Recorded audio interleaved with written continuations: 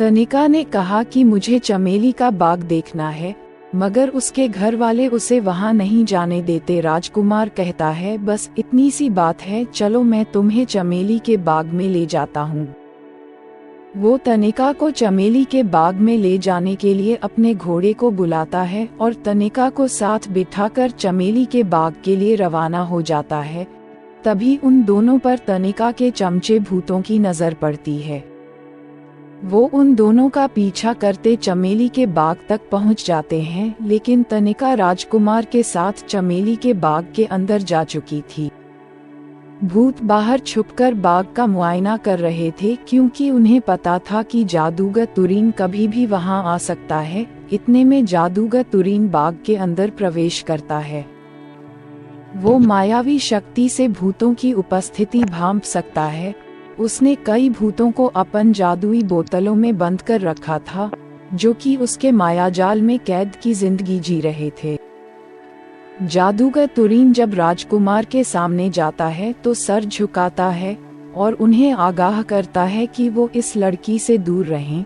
ये लड़की उनके लिए सही नहीं है।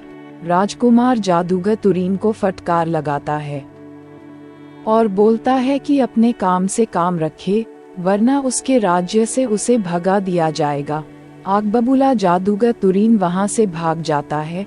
दोनों चमेली के बाग में घूमते हैं और राजकुमार तनिका से विवाह के संदर्भ में उसके माता पिता से मिलने का आग्रह करता है। तनिका पहले घबराती है, फिर महल का पता बताकर वहां से चली जाती है। चमचे ये सब बात सुन लेते हैं। वो सोफिया से कहते हैं, तुमने ये क्या किया? तुम्हें पता है कि हम लोग इंसान नहीं हैं और नहीं इंसानों के साथ रह सकते हैं। तनिका मुंह बना के निकल जाती है। दूसरे दिन राजकुमार सुबह सुबह अपने घोड़े पर सवार होकर जैसे ही महल के प्रमुख द्वार पर पहुंचता है, एक मुंडी सामने आकर गिरती है। राजकुमार उस मुंडी को फुटबॉल की तरह उछाल देता है। तभी सर कटे भूत का धड़ आता है। ओह राजकुमार, ये तुमने क्या किया? अब मुझे अपनी मुंडी की तलाश में मीलों भटकना पड़ेगा। वो अपनी मुंडी के पीछे दौड़ लगा देता है। राजकुमार हंसता हुआ बोलता है, तुम्हारे लिए यही बेहतर है। तभी बिना आंख वाला भूत आकर राजकुमार को डराता है। राजकुमार उसकी गर्दन पकड़कर उसे हवा में उठा लेता है और अपनी तलवार से उसका सर काटने वाला रहता है। हल्ला हो सुनकर राजकुमारी तभी सीढ़ियों से नीचे आती है, लेकिन पीछे से भूतों की रानी की आवाज सुनाई देश है, खबरदार राजकुमारी, तुम इस आदम से नहीं मिल सकती। तनिका पूछती है, आखिर क्यों माँ, क्या बुराई राजकुमार में? महारानी बताती है कि तुम अभिशापित हो। हमने तुम्हें यमुना नदी की धार से उठाया है। तुम सुनहरी नागरी के महाराज की इकलौती कन्या हो। जब तुम महारानी एलिना की कोख में थी, तब महारानी को जादूगर तुरीन ने दवा के बहाने ऐसा घोल पिला दिया था कि तुम जब 18 साल की हो जाओगी तो हर अमावस्या की रात चुड़ैल बन जाओगी। ये बात तुम्हारे माता पिता को तांत्रिक प्रचंड नाथ ने बता दी थी, जिसके चलते तुम्हें यमुना में बहा दिया गया था। तभी तनिका महारानी के गले लग जाती है। वो कहती है वो कुछ नहीं सुनना चाहती, वही उसकी असली माँ है जिसने उसे पाला है। तभी राजकुमार तैश में आ जाता है, मैं जादूगर तुरीन को अभी खत्म कर दूंगा।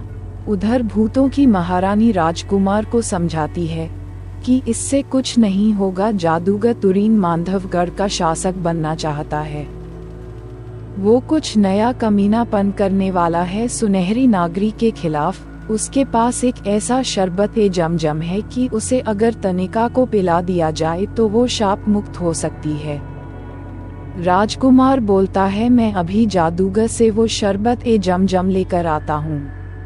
महारानी एक बार फिर राजकुमार को रोक देती है और कहती है, रुको, ये लो नक्शा। काली पहाड़ी के पीछे वाली शैतान गुफा में जादूगर तुरीन का मायावी अड्डा है। रास्ते में बहुत सी अड़चने आएगी। वो उसके साथ सर कटा और बिना आंख वाले भूत को भेजती है। राजकुमार हंसता है, मैं अकेला ही काफी हो उस मायावी जादूगर के लिए। ये नमूने आप अपने पास रखें। लेकिन तनिका के आग्रह पर राजकुमार उन दोनों भूतों को साथ लेकर चल देता है। दोनों राजकुमार का अच्छा टाइम पास करते हैं। कई दिनों के सफर के बाद आखिर राजकुमार को काली पहाड़ी के पीछे वाली शैतान गुफा दिखाई देती है। राजकुमार गुफा के पहरेदारों को नेस्तनाबूद करता हुआ गुफा के अंदर प्रवेश करता है।